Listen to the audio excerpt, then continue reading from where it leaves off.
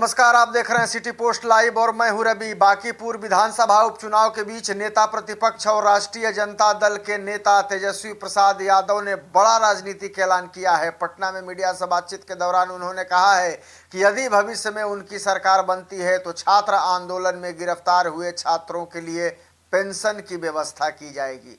उन्होंने इसकी तुलना जेपी आंदोलन में शामिल लोगों से मिलने वाली पेंशन से करते हुए कहा कि जिस तरह इस आंदोलन के प्रतिभागियों को सम्मान स्वरूप पेंशन दी जाती है, उसी तरह छात्र आंदोलन में शामिल होकर गिरफ्तारी देने वाले छात्रों को भी सम्मान और सहायता दी जाएगी। तेजस्वी यादव ने कहा है कि बांकीपुर विधानसभा उपचुनाव में राजद पूरी ताकत के साथ चुनाव प्रचार कर रही है। उन्होंने ये भी बताया है कि पार्टी के कार्यकर्ता और प्रत्याशी लगातार जनसंपर्क अभियान चला रहे हैं। उन्होंने खुद भी चुनाव प्रचार में हिस्सा लिया है और रोड शो के जरिए जनता के बीच पहुंच रहे हैं। उनके मुताबिक क्षेत्र में लोगों के बीच मौजूदा सरकार के खिलाफ नाराजगी साफ दिखाई दे रही है। उन्होंने राज्य और केंद्र की भाजपा सरकार पर चुनावी वादे पूरे नहीं करने का आरोप लगाया है। तेजस्वी ने कहा है कि चुनाव के समय करोड़ों नौकरियां देने, महिलाओं को आर्थिक सहायता देने और कई अन्य वादे किए गए थे, लेकिन सरकार इन वादों को पूरा करने में असफल रही है। उन्होंने कहा है कि भाजपा की कथनी और करनी में हमेशा अंतर रहा है और जनता अब इसे समझ चुकी है। राजद नेता ने दावा किया है कि बांकीपुर में माहौल उनकी पार्टी की प्रत्याशी रेखा गुप्ता के पक्ष में है और इस बार जनता भाजपा को सबक सिखाने का मन बना चुकी है।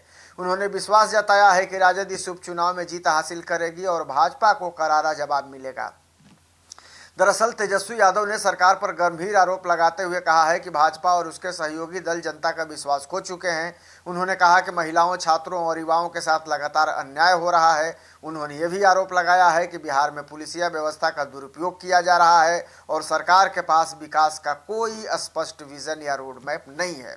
प्रधानमंत्री नरेंद्र मोदी के प्रस्तावित बिहार दौरे का उल्लेख करते हुए तेजस्वी यादव ने कहा कि पुल उद्घाटन के बहाने भी हुए बांकीपुर उपचुनाव में प्रचार करने आने वाले थे, लेकिन उनका कार्यक्रम रद्द हो गया। तेजस्वी ने दावा किया कि भाजपा को भी यह एहसास हो गया है कि बांकीपुर में उसके लिए चुनाव जीतना अब आसान नहीं होगा। छात्र आंदोलन के दौरान दर्ज मामलों को वापस लेने के सरकारी फैसले पर प्रतिक्रिया देते हुए तेजस्वी यादव ने कहा कि विपक्ष के दबाव और जनता के आंदोलन के कारण सरकार को यह फैसला लेना पड़ा। उन्होंने कहा कि यदि सरकार छात्रों पर दर्ज मुकदमे वापस नहीं लेती है तो विपक्ष बड़ा आंदोलन करता। साथ ही उन्होंने AK-47 फायरिंग मामले में भी न्यायिक जांच की मांग दोहराई और कहा कि दोषियों पर निष्पक्ष कार्रवाई होनी चाहिए। अपने बयान के अंत में तेजस्वी यादव ने फिर से दोहराया है कि यदि भविष्य में उनकी सरकार बनती है तो छात्र आंदोलन में गिरफ्तार छात्रों के लिए पेंशन योजना लागू की जाएगी। उनका ये ऐलान बांकीपुर उपचुनाव के बीच एक महत्वपूर्ण राजनीतिक संदेश माना जा रहा है, जिस पर अब तक सत्ता पक्ष और विपक्ष के बीच